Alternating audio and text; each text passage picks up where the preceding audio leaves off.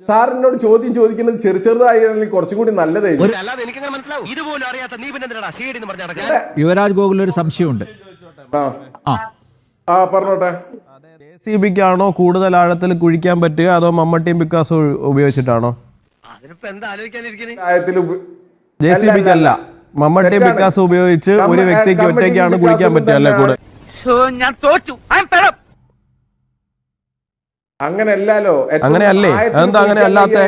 ഈ 100 കണക്കിന് മൃതദേഹങ്ങൾ ഒരു ശുചീകരണ തൊഴിലാളി ഒറ്റയ്ക്ക് മമ്മട്ടിയും പിക്കാസും ഉപയോഗിച്ച് അവിടെ കുഴിച്ചിട്ടു എന്ന് പറയുന്നത് അങ്ങ് കുറച്ച് നേരത്തെ പറഞ്ഞു സാമാന്യ യുക്തിക്ക് നിരക്കുന്നത് പറയണമെന്ന്. അതൊക്കെ സാമാന്യ യുക്തിക്ക് നിരക്കുന്നതായതുകൊണ്ടാണോ അങ്ങോട്ട് വണ്ടി വിളിച്ചവിടെ പോയത്? ഓക്കെ, അത് ഞാൻ പറയാ. ആരാണ് സാറോട് പറഞ്ഞത് അയാൾ ഒറ്റക്കാണ് അതൊക്കെ ചെയ്തത് എന്നുള്ളത്? അപ്പൊ കുഴിച്ചിട്ട ബാക്കിയുള്ളവരൊക്കെ അവിടെ പോയി? അവിടെ തന്നെ ഉണ്ട്. എന്നാ പിന്നെ അവരെ കൂടി പുറത്താക്കി കൊണ്ടുവരുമല്ലോ. നമുക്ക് കുറച്ച് ആൾക്കാരെയും കൂടി കാണാമല്ലോ. ജയിലിൽ പോകുമ്പോ ഒരു കൂട്ടത്തോടെ പോവാലോ. ഇമ്മാതിരി വൃത്തിയാണൊക്കെ പറഞ്ഞു വരുന്നതിന് നമ്മളെ കുഴപ്പിക്കാനുള്ള പരിപാടി ഇവനിതിൽ എന്തോ കൈയുണ്ട്. അല്ല, ഈ വിഷയത്തില് അവിടെ കുഴിച്ചിട്ട ആൾക്കാരെ എത്ര ആളെ വേണം? അതുപോലെ തന്നെ അപ്പൊ അതിന്റെ സപ്ലൈ ഉണ്ടോ? ബംഗാളികളാണോ അതോ ഉണ്ടെന്ന് വിചാരിച്ചോളി. അത് മനസ്സിലായി, അതിന്റെ സപ്ലൈ ഉണ്ടെന്ന് മനസ്സിലായി. ഇതൊക്കെ എങ്ങനെ വാടകയ്ക്ക് അറേഞ്ച് ചെയ്ത് കൊടുക്കുന്നതാണോ അതോ ചാനലുകാർ വരുമ്പോ അവർക്ക് വാടകയ്ക്ക് അറേഞ്ച് ചെയ്ത് കൊടുക്കുന്നതാണോ അതോ? അല്ല, മാസത്തിനാ കൂലി. ആയിരിക്കും, അത് തോന്നി. മാസത്തിനാ കൂലി. നന്നായി. ഇതൊരു നടക്ക് പോണ കേസല്ല. മനാഫിന്റെ താല്പര്യം എന്താണ്? ഇതാള് വേറെ. എടോ മനാഫെ, ആള് വേറെയാണെന്നും പറഞ്ഞ് ഇങ്ങോട്ട് വന്ന് കൂടുതൽ പേടിപ്പിക്കാൻ നിൽക്കല്ലേ. തന്നെ പോലത്തെ കുറച്ച് നന്മമരങ്ങള് ഉയർന്നു വന്നിട്ട് ഈ നാട്ടിൽ നടത്തിക്കൊണ്ടിരിക്കുന്ന ഫ്രോഡ് പണികളുടെ ഏറ്റവും അവസാനത്തെ കണ്ണിയാ ഇപ്പൊ കണ്ടുകൊണ്ടിരിക്കുന്നത്. നിങ്ങളെയൊക്കെ ആരെയാ ഫണ്ട് ചെയ്ത് നടക്കുന്നുള്ളതിനെ കുറിച്ചിട്ട് നാട്ടുകാർക്ക് നല്ല ധാരണ കിട്ടുന്നുണ്ട് കേട്ടോ. നിങ്ങൾ മേടിച്ചു കൊടുക്കേണ്ടതും താങ്കളെ പോലത്തെ ആളുകളാ. ആളുകൾക്ക് നീതിയാണെങ്കിലല്ലേ മേടിച്ചു കൊടുക്കാൻ പറ്റുള്ളൂ. നിങ്ങൾ കാശണ്ടി വാങ്ങിച്ചിരിക്കുന്നതിന് ഹിന്ദുക്കളുടെ സ്ഥാപനങ്ങൾക്ക് നേരെ ഇത്തരത്തിലുള്ള വ്യാജ ആരോപണങ്ങളായിട്ട് ഇറങ്ങുന്നത് ആരെ സഹായിക്കാനാ, ഏത് ലോബിയെ സഹായിക്കാനാന്നുള്ള കാര്യത്തെ കുറിച്ചിട്ടൊക്കെ ഞങ്ങൾക്ക് നല്ല നിശ്ചയമുണ്ട് മനാഫെ. എന്റെ തൊഴിലിനോടുള്ള ആത്മാർത്ഥയാണ് ഒരു ചോദ്യം ചെയ്തിരിക്കുന്നത്. നേരത്തെ അവിടെ താമസിക്കുന്ന ആളാണല്ലോ. അന്നൊന്നും മനാഫിന്റെ ശ്രദ്ധയിൽ ഇതൊന്നും പെട്ടിട്ടില്ലേ? അന്നൊന്നും ഞാൻ കഴിഞ്ഞ മയക്ക് പോകുന്ന ആളല്ലേ. എനിക്ക് അന്നൊന്നും വലിയ പവർ ഇല്ലാലോ. ഭയങ്കരം തന്നെ. ഞമ്മക്ക് അന്നൊന്നും സംസാരിക്കാനുള്ള ശേഷി ഇല്ലാലോ. ഞാനിത് ഇപ്പൊ അത്യാവശ്യം പവർ ഉണ്ട്. അതിലൊന്നും ഇപ്പൊ ഒരു കുറവില്ല. സുജാത ഭട്ടുമായിട്ട് മണിക്കൂർ കണക്കിന് സംസാരിച്ച ആളാണ് മനാഫ്. സുജാത ഭട്ട് പറയുന്നത് എന്റെ സഹോദരങ്ങൾ അവര് നമ്മളെ അണ്ടറിലുണ്ട്. അപ്പൊ നിങ്ങളുടെ അണ്ടറിലാണ് ഇവരെല്ലാം ഉള്ളത്. അനന്യ ഭട്ട് എന്ന് പറയുന്ന വ്യക്തി, ഇതാണ് അവരുടെ ചിത്രം. ഇതുവരെ അനന്യ ഭട്ടിന്റെ ഒരു ചിത്രം പോലും നമ്മളാരും കണ്ടിട്ടില്ല. അതുപോലും ഇല്ലേ അവരുടെ കയ്യിൽ? ഇത് എന്ത് തരം സ്റ്റോറിയാണ് ഈ പറഞ്ഞുകൊണ്ട് വരുന്നത്? ഇനി പോട്ടെ, അവിടെ 100 കണക്കിന് മൃതദേഹങ്ങൾ, അത് ഏതാണ്ട് 1000 വരെ ഇടയ്ക്ക് എത്തിയായിരുന്നു. പിന്നെ കുറഞ്ഞു ഒന്നും കിട്ടുന്നില്ല എന്ന് കണ്ടപ്പോൾ കുറഞ്ഞു വന്നതാണ്. ഈ 100 കണക്കിന് മൃതദേഹങ്ങൾ കുഴിച്ചിട്ടു എന്ന് പറയുന്നിടത്ത് നമുക്കൊരു 10 മൃതദേഹത്തിൻ്റെതെങ്കിലും കിട്ടണ്ടേ? ഇപ്പോൾ കിട്ടിയിരിക്കുന്ന അസ്ഥി കഷ്ണങ്ങളെല്ലാം കൂടി ഫോറൻസിക്കിൽ അയച്ച് നോക്കുന്ന സമയത്ത് അത് പുരുഷൻ്റെതാണ് എന്നാണ് നമ്മൾ മനസ്സിലാക്കുന്നത്. ഇപ്പം ഈ ശുചീകരണ തൊഴിലാളിയായിട്ടുള്ള ഒരാൾ തലയോട്ടിയും കൊണ്ട് ആര് പറഞ്ഞു ഇത് പുരുഷൻ്റെതാണെന്നുള്ളത്? അല്ല, നിങ്ങൾ അവിടെ അടങ്ങിയിരിക്കുന്ന, ഞാൻ പറഞ്ഞു തീർക്കട്ടെ, ഞാൻ പറഞ്ഞു തീർത്തില്ല. അവിടെ അടങ്ങിയിരിക്കും. അവിടെ വിഷയം വന്നാൽ ഒരു ആന്റി ഹിന്ദു നിലപാട് എടുക്കുക എന്നുള്ളതാണ് സിദ്ധരാമയ്യ ചെയ്തിട്ടുള്ളത്. അപ്പോൾ തീർച്ചയായിട്ടും അങ്ങനെ ഒരു മുഖ്യമന്ത്രിയുടെ കീഴിൽ അവിടെ ഭരണം നടക്കുന്ന സമയത്ത് ധർമ്മസ്ഥലയിൽ 100 കണക്കിന് ആൾക്കാരെ കൊന്നു കുഴിച്ചു മൂടിയിട്ടുണ്ട് എന്നുണ്ടെങ്കിൽ അവിടെ നിന്ന് എന്തെങ്കിലുമൊക്കെ അവിടെ സ്വാഭാവികമായിട്ട് ഏത് തലത്തിലായിരിക്കും ആ ഗവൺമെന്റിന്റെ സമീപനം ഉണ്ടാകുക എന്നുള്ളതിനെ കുറിച്ചിട്ട് നമുക്ക് നല്ല ധാരണയുണ്ട്. അത് കിട്ടിയെന്ന് പറയുന്നുണ്ട്. പക്ഷെ ആ 11ാമത്തെ 6ാമത്തെ ഏതുകൊണ്ട് സിമിലർ ആണെന്ന് പറയുന്നുണ്ട്. ഇങ്ങനെ പോകുന്നുണ്ട്. ഇതിനകത്ത് എവിടെയാണ് ഈ 100 കണക്കിന് മൃതദേഹങ്ങൾ? നിങ്ങൾ പരമായ ഒരു കാര്യമുണ്ട്. ഇപ്പൊ നിങ്ങൾ ശ്രദ്ധിച്ചോന്നറിയില്ല, അവിടെ പോലീസ് സ്റ്റേഷൻ ഇല്ലായിരുന്നു 2005 വരെ. 10 കിലോമീറ്റർ അപ്പുറത്താണ് ഉണ്ടായിരുന്നത്. നമ്മുടെ നാട്ടിലും എല്ലായിടത്തും 10 കിലോമീറ്റർ അപ്പുറത്തുള്ള പോലീസ് സ്റ്റേഷൻ എന്ന് പറയുന്നത് ഉഗാണ്ടയിലും വല്ലതും ആണോ? ഞാൻ ചോദിക്കുകയാണ്, നമ്മുടെ വീട്ടിൽ നിന്ന് ഒരാളെ കാണാമുണ്ട് പോയി കഴിഞ്ഞാല് 10 കിലോമീറ്റർ അപ്പുറത്തെ പോലീസ് സ്റ്റേഷൻ ഉള്ളു കേട്ടോ, അതുകൊണ്ട് ഞാൻ പരാതി കൊടുക്കുന്നില്ല എന്ന് പറഞ്ഞ ആരെങ്കിലും വീട്ടിൽ ഇരിക്കോ? ഈ ഫൂളിഷ് ലൈസ് ഒക്കെ എല്ലാവരും വിശ്വസിക്കുന്നു വിചാരിച്ചിട്ടാ? സ്വന്തം ഇഷ്ടത്തിന് തട്ടിവിടുന്ന നാക്കെടുത്താന്നുണേ പറയാം. അത് 100 കണക്കിന് ആൾക്കാർ, എനിക്ക് മനസ്സിലാകുന്നില്ല. ഒരു കഥ ഉണ്ടാക്കുന്ന സമയത്ത് ഒരു കുറച്ച് ആൾക്കാരെ ഈ കണ്ടുകൊണ്ടിരിക്കുന്ന ഒരുപാട് മനുഷ്യരുണ്ടെന്നേ, എല്ലാവർക്കും ഡൈജസ്റ്റ് ആവാൻ പറ്റുന്ന തലത്തിലൊരു കഥ ഉണ്ടായി കഴിഞ്ഞാൽ നമുക്കും വിശ്വസിക്കാം. നീ എത്ര പുളു വേണമെങ്കിലും അടിച്ചോ, പക്ഷെ കേൾക്കുന്നവർ കൂടി ദഹിക്കണം. ഇവർ പറഞ്ഞ മാതിരി MBBS കസ്തൂർബ മെഡിക്കൽ കോളേജ് മണിപ്പാലിൽ പഠിച്ചു എന്ന് പറയുന്നുണ്ട്. പക്ഷെ മണിപ്പാലിലെ ഇൻസ്റ്റിറ്റ്യൂട്ട് പറയുന്നത് അങ്ങനെ ഒരു പെൺകുട്ടി അവിടെ പഠിച്ചിട്ടില്ല, അങ്ങനെ ഒരു റെക്കോർഡ് തന്നെ ഇല്ല എന്നാണ് പറയുന്നത്. ഇവർ ഓൺ ഫാമിലി പറഞ്ഞിരിക്കുന്നത്, ഫാമിലി അടുത്ത ആൾക്കാർ പറഞ്ഞിരിക്കുന്നത് സുജാതയ്ക്ക് ഒരു മോൾ ഉണ്ടെന്ന് അവർ ഇന്ന് വരെ അവർക്ക് അറിയില്ല എന്ന് പറഞ്ഞിരിക്കുന്നത്. മൂന്നാമത്തെ കാര്യം അനില, ഇതിൽ ക്ലിയർ ആയിട്ട് വന്നിരിക്കുന്നത് വേറൊരു കാര്യം, സുജാത ഇതിന് മുമ്പ് ഒരു കംപ്ലൈന്റ് ഫയൽ ചെയ്തിരുന്നു. ഇവരെ ഒരു ഹോസ്പിറ്റലിൽ പിടിച്ചുകൊണ്ട് പോയി, അതിനു മുമ്പ് റൂമിൽ കെട്ടിയിട്ടു, 3 മാസം റൂമിൽ കെട്ടിയിട്ടു. അത് കഴിഞ്ഞ് ഹോസ്പിറ്റലിൽ കോമയിൽ കിടന്നു കുറേ കാലം എന്ന് പറഞ്ഞു. പക്ഷേ അടുത്തുള്ള ഹോസ്പിറ്റൽ, ഇവർ പറഞ്ഞ ഹോസ്പിറ്റൽ നോക്കിയപ്പോൾ അങ്ങനത്തെ ഒരു റെക്കോർഡും അവിടെ ഇല്ല, ഇവർ അഡ്മിറ്റ് തന്നെ ചെയ്തിട്ടില്ല. അത് കഴിഞ്ഞ് ഇവർ പറഞ്ഞു CBI കൊൽക്കത്ത ഓഫീസിൽ ഇവർ സ്റ്റെനോഗ്രാഫർ ആയിരുന്നു. ഇന്ന് വൈകുന്നേരം CBIയുടെ സ്റ്റേറ്റ്മെന്റ് വന്നിട്ടുണ്ട്, അങ്ങനെ ഒരാൾ കൽക്കട്ട ഓഫീസിൽ വർക്ക് ചെയ്തിട്ടില്ല. ഓക്കെ, ഇവർക്ക് കുട്ടികൾ ഉണ്ടായിരുന്നില്ല, ഇവരൊരു അനിമൽ ലവർ ആയിരുന്നു എന്നാണ് അവിടുത്തെ ലോക്കൽ മാഗസീൻ മോൾക്ക് പബ്ലിഷ് ചെയ്തിട്ടുള്ള സ്റ്റോറി പറയുന്നത്. ആണ് ശരിക്കും നടന്നിട്ടുള്ളത്. മുനാഫ് എന്ന് പറഞ്ഞുകൊണ്ട് പോകുന്നുണ്ട് ഇങ്ങനെ ഓരോ കാര്യങ്ങൾ, ഞാൻ അതാണ് ഇതാണെന്ന്. വേറെ ഒന്നും പറയേണ്ട ആവശ്യം. മുനാഫ് എങ്ങനെ അവിടെ എത്തിയെന്ന് പറഞ്ഞാൽ മതി, കാരണം അതാണ് എൻ്റെ ഏറ്റവും വലിയൊരു പോയിന്റ്.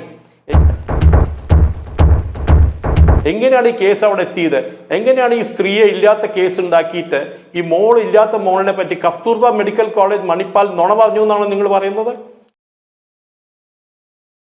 പാരനോയിഡ് ക്യാരക്ടറായിട്ടാണ് എനിക്കൊരു മനസ്സിലാക്കാൻ പറ്റുന്നത്. ഒരു എന്താ പറയുക, ഒരു ഫോൾസ് ഐഡന്റിറ്റി ക്രിയേറ്റ് ചെയ്തിട്ട് ഒരു ആളെ, ശരി നിങ്ങൾക്ക് പേഴ്സണലായിട്ട് വീരേന്ദ്ര ഹെഗ്ഡെ ആയിട്ട് എന്തെങ്കിലും പ്രോബ്ലം ഉണ്ടായിരിക്കും, പക്ഷെ അതിന് നിങ്ങൾ ഇല്ലാത്തൊരു കെട്ടുകഥ ഉണ്ടാക്കിയിട്ട് അതിൻ്റെ പേരിൽ ഈ പറഞ്ഞ മാതിരി മുനാഫിൻ്റെ മാതിരി ആൾക്കാരെ വിട്ടിട്ട് ഇങ്ങനെ കഥ ഉണ്ടാക്കേണ്ട ആവശ്യമില്ല. ബിക്കോസ് ഇതിൻ്റെ പിന്നിൽ വലിയൊരു ഇതുണ്ടായിരുന്നു. ഇത് മനസ്സിലാക്കണം. ഇസ്ലാമിക് റിവൈവൽ ആ ഏരിയയിൽ 18% മുസ്ലിം പോപ്പുലേഷൻ കൂടിക്കുന്നത്. നമ്മൾ ആ ഏരിയയിൽ ത്രെറ്റ്, ഞാൻ പറഞ്ഞ ഒരു മാപ്പ് എടുത്ത് നോക്കിക്കഴിഞ്ഞാൽ അറിയാം, പുതിയതായിട്ട് വന്ന 12 പള്ളികളുണ്ട് ആ ഏരിയയിൽ. എങ്ങനെ വന്നു? ആര് ഫണ്ട് ചെയ്യുന്നു? നമുക്ക് എല്ലാവർക്കും അറിയാം. PFI ആയാലും SDP ആയാലും ഇവരുടെയൊക്കെ ഒരു സ്ലീപ്പർ സെല്ലുകൾ അവിടെ ഉണ്ട്. ഞാൻ മുനാഫ് സ്ലീപ്പർ സെല്ലാണെന്നല്ല പറയുന്നത്, പക്ഷെ മുനാഫിന്റെ ആർഗ്യുമെന്റ് കേൾക്കുമ്പോൾ എനിക്കൊരു സംശയമില്ല. ബിക്കോസ്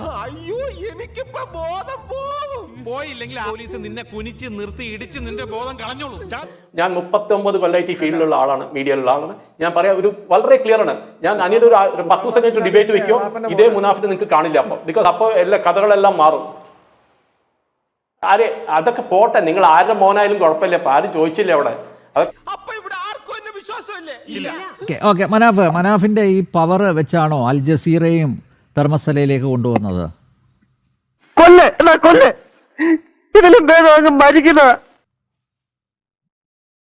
സാറെന്താ അൽ ജസീറിനെ പറ്റി മാത്രം പറയണത്?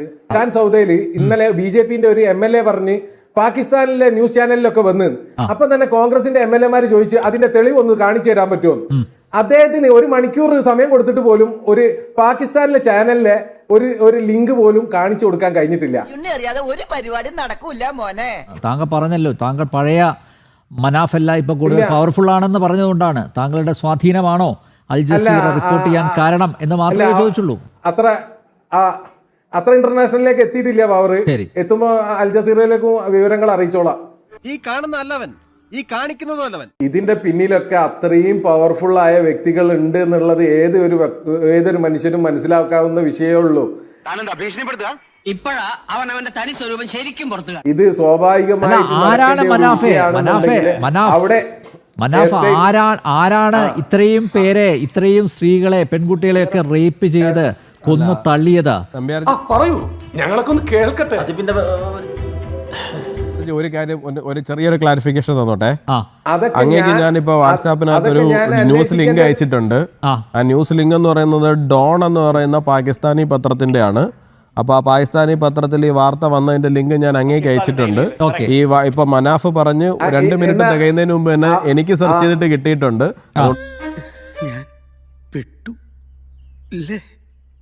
എത്ര വലിയ മണ്ടത്തരങ്ങളും എത്ര വലിയ കള്ളത്തരങ്ങളുമാണ് താങ്കൾ ഇവിടെ വന്നിരുന്ന ആൾക്കാർ കേൾക്കെ പറയുന്നത് എന്നുള്ള കാര്യം ജനങ്ങളെ ഒന്ന് ബോധ്യപ്പെടുത്തണമെന്നുണ്ടായിരുന്നു. അത് ബോധ്യപ്പെടുത്തി, അത്രേ ഉള്ളൂ. താങ്കൾ പറഞ്ഞോളൂ, ബാക്കി തള്ളിക്കോളൂ. അതെ, അവിടെ ഇതുവരെ കിട്ടിയ അസ്ഥികൂടങ്ങൾ പട്ടിയുടേതോ പൂച്ചയുടേതോ അല്ല, മനസ്സിലായില്ലേ? മനുഷ്യന്മാരുടെ അസ്ഥികൂടം കിട്ടിയതൊക്കെ SIT നിങ്ങളോട് പറഞ്ഞിട്ടുണ്ടോ? എന്തെങ്കിലും മതിയല്ലോ. മതത്തിന് താങ്കൾ പറഞ്ഞത് ശരിയാണെന്ന് വിചാരിക്കാം, ഒന്നാണ് കിട്ടിയതെങ്കിൽ ആ ഒന്നിനെ പറ്റിയിട്ട് അന്വേഷിക്കാൻ എന്റെ കൂടെ തീർച്ചയായിട്ടും അന്വേഷിക്കണം. ആ ഒന്ന് വന്നതിന് ഒരുപാട് കാരണം ഉണ്ടാവാതെ ചിലപ്പോൾ ആരെങ്കിലും 10-30 വർഷം മുമ്പ് ആരെങ്കിലും അവിടെ ചിലപ്പോൾ മൃതദേഹം കുഴിച്ചിട്ടുണ്ടാവും, പലതും സംഭവിച്ചിട്ടുണ്ടോ നമുക്കറിയില്ലല്ലോ. SIT മൊത്തം കാര്യങ്ങൾ പുറത്തു വരുമ്പോഴേ താങ്കൾ ഇതേമാതിരി ഒരു ചാനൽ ചർച്ചയിൽ വന്നിരിക്കണം. അല്ല, ഞാൻ വന്നിരിക്കും, താങ്കൾ പോയിരുന്നത് മതി. മനാഫ് അതിലൊക്കെ വരട്ടെ. അനന്യ പട്ടേലിന്റെ ഒരു ഫോട്ടോ കാണിച്ചു തരാൻ പറഞ്ഞിട്ട് മനാഫ് എന്താ കാണിക്കാത്തെ? അത് അതിന്റെ സമയമാകുമ്പോ ഫോട്ടോ സമയം എന്താ കവടി ഫോട്ടോ ഇപ്പൊ രണ്ട് കയ്യില് ഫോട്ടോ ഉണ്ടെങ്കിൽ മൊബൈൽ ഉയർത്തി കാണിച്ചാൽ മതിയെന്നേ. അതെ, ആ ഫോണിൽ ഫോട്ടോ ഉണ്ടെങ്കിൽ ഉയർത്തി കാണിക്കുന്നേ. മനാഫിന്റെ തന്നെ ചാനൽ ഉണ്ട്, ആ മനാഫിന്റെ ചാനലിൽ കാണിക്കുന്നേ, അത് മതി. അവൻ അറിയാതെ വിളിച്ചു പറയുന്ന സത്യം സുജാത ഭട്ട് അവന്റെ അണ്ടറിലാണ് എന്നാണ് പറയുന്നത്. ഇവന്റെ അണ്ടറിൽ സുജാത ഭട്ട് ഇരിക്കേണ്ട കാര്യം എന്താണ്? ഇവൻ വെറും ഒരു യൂട്യൂബർ മാത്രമാണ്. അപ്പോൾ ഇവന്റെ പിന്നിൽ മറ്റു ആളുകൾ കാണും. ഈ സുജാത ഭട്ടിനെ കൊണ്ട് കള്ളം പറയിക്കുകയായിരുന്നു എന്നിപ്പോൾ SIT തെളിയിച്ചിരിക്കുകയാണ്. കാരണം ഈ സുജാത ഭട്ടിൻ്റെ കാണാതായി അല്ലെങ്കിൽ കൊല്ലപ്പെട്ടു പോയി എന്ന് പറയുന്ന ആ മകൾ അനന്യ ഭട്ട്, അങ്ങനൊരു വ്യക്തിയില്ല. ഈ അനന്യ ഭട്ടിൻ്റെ ആയിട്ട് കാണിച്ചിരിക്കുന്ന ഫോട്ടോ ഒരു വാസന്തി എന്ന് പറഞ്ഞൊരു കുടക് സ്വദേശിയുടെയാണ്. ആ കുടക് സ്വദേശി 2007 തന്നെ മരിച്ചുപോയതാണ്. അവരുടെ ഫോട്ടോയിൽ ചില ഫോട്ടോഷോപ്പ് പരിപാടിയൊക്കെ കാണിച്ചിട്ടാണ് അനന്യ ഭട്ട് എന്ന് പറഞ്ഞൊരു ഇല്ലാത്തൊരാളെ അവർ ഉണ്ടാക്കിയത്. ഇതിപ്പോൾ ഏഷ്യാനെറ്റിൻ്റെ കർണാടകയിലെ സുവർണ ന്യൂസ്, ഏഷ്യാനെറ്റിൻ്റെ ആണ്, അവിടെ സുവർണ ന്യൂസ് എന്നാണ് അറിയപ്പെടുന്നത്. അവർ തന്നെ ഈ വാർത്ത പുറത്തു കൊണ്ടുവന്നിരിക്കുകയാണ്. മുതലാളി, ഞാൻ അപ്പോഴേ പറഞ്ഞതാ ഇതല്ല ഇവന്റെ തട്ടിപ്പാ. അതിന്റെ ഇടയിൽ കൂടെ യൂട്യൂബ് ചാനലിന്റെ പ്രൊമോഷനും കൂടെ സൈഡിൽ കൂടെ നടക്കട്ടെ. ആ ശരി, എനിക്കറിയാൻ മേലാത്തോണ്ട് ചോദിക്കുക കുഞ്ഞെ, നിനക്ക് എങ്ങനെ സാധിക്കുന്നത്? ശരി. അതിനകത്ത് അനന്യ ഭട്ടിന്റെ ഫോട്ടോ ഉണ്ടോ? മനാഫിൽ കയറി കഴിഞ്ഞാലേ കുറച്ച് മതസൗഹാർദ്ദമുള്ള കാര്യങ്ങളും കൂടി കാണാൻ പറ്റും, മനസ്സിലായില്ലേ? അല്ല, മതസൗഹാർദ്ദമുള്ള കാര്യങ്ങൾ കുറെ കണ്ടോണ്ടിരിക്കുന്നതാണ്. അത് അവിടെ ഇരിക്കട്ടെ, അതവിടെ മാറിയിരിക്കട്ടെ. പിടിച്ചു നിൽക്കാനുള്ള ബാലിന്റെ 18ാമത്തെ തടവ. ഇതും വലിച്ചില്ലേ ബാലം 19ാമത്തെ തടവ് എടുക്കും. അതെന്തുവാ? കടയും പൂട്ടി താക്കോലും കൊണ്ട് തെയ്യു നോക്കാതെ ഏറ്റവും ഒടുവിൽ ചോദിച്ച ഒരു ഫോട്ടോ എങ്കിലും കാണിക്കൂ എന്നാണ് മനാഫിനോട് ചോദിച്ചത്. ഒരു ഫോട്ടോ അല്ല ചോദിച്ചത്, പൈസയൊന്നും അല്ലല്ലോ ചോദിച്ചത് മനാഫെ. ഇങ്ങനെ ഫോട്ടോ ഇനിയും കേൾക്കാനുള്ള മുസ്ലിം പോർ ഇദ്ദേഹത്തിനില്ല. നീ ഞാനിവിടെ നിന്ന് ഡയലോഗ് പറഞ്ഞ കരഞ്ഞു പോകും. ഉസ്മാനെ രക്ഷപ്പെട്ടോ.